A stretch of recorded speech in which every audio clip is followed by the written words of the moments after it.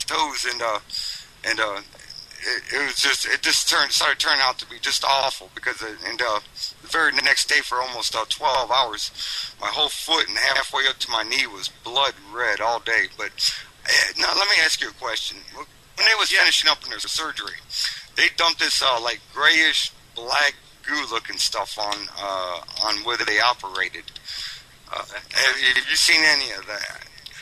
You know what? I think maybe the reason why our experience is so different is because how we approach it. Because I found like what I did after the time they came running at me, I told them don't scare me anymore because I felt terrible. It was a long trip if nothing else, right? But right. to come see me, and I ran away and cried, so I felt bad about it. And I said, all right, just don't scare me you guys know me well by now. Knock me out for the stuff that may make me react poorly to this because it's something I want to be a part of. So. Getting my implants, well, first off, they're in a place, they're on my spine, so I couldn't see them. I was relatively conscious for one of them, but I felt as though I was driving my car around, actually. So I don't recall a lot of the medical stuff, other than that one time I was in the hospital getting the implant looked at because it exploded. I had to go somewhere. And, at that point, I knew I had been in a very similar room with them and had a very clear memory of one of the alien doctors, which is tall, come in and telepathically talk to me. But other than that, I don't remember anything from getting my implants. Right. Okay. Well, yeah, I remember a lot of my surgeries. Actually, my doctor was telling me I had like a rheumatoid arthritis. Okay, well, Dave, you're young. Okay, you don't have rheumatoid arthritis, but they never really figured it out. She just said that I have all the symptoms of it, and that's what we went by. And they tried to give me sleeping pills, and they didn't do no good. She tried to give me on glycosmin and everything else like that, and she told me I was going to have to quit work. I was going to end up in a wheelchair. Well, these guys, they straightened me out in 1 week's worth of surgery, and they had to go through a lot of channels in order to do the surgery on me. And the last guy that came in, he said, do it.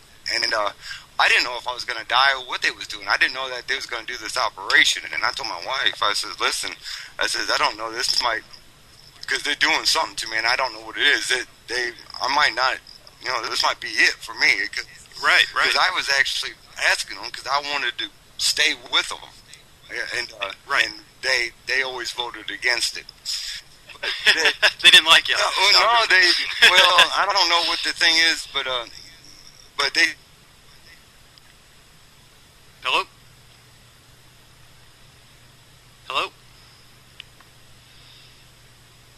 All right, and a very interesting time for us to lose Dave, huh?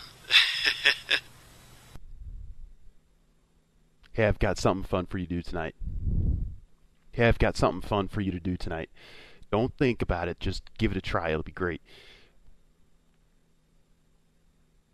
If you're perusing the internet or whatever the hell you're doing tonight, swing on over to www.party934.com, because tonight we've got on a guest who took this incredible video of what sure appears to be an alien, and he's got some crazy stories to tell. We're also going to talk a little bit about what's been going on in Cleveland lately, and it's been getting in the freaking national mainstream media.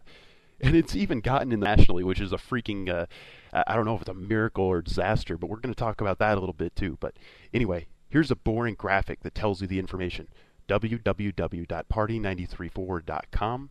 Check it out between 4 and 6 a.m. including you and everything, but there's a Google World Clock or something to figure out what time it is.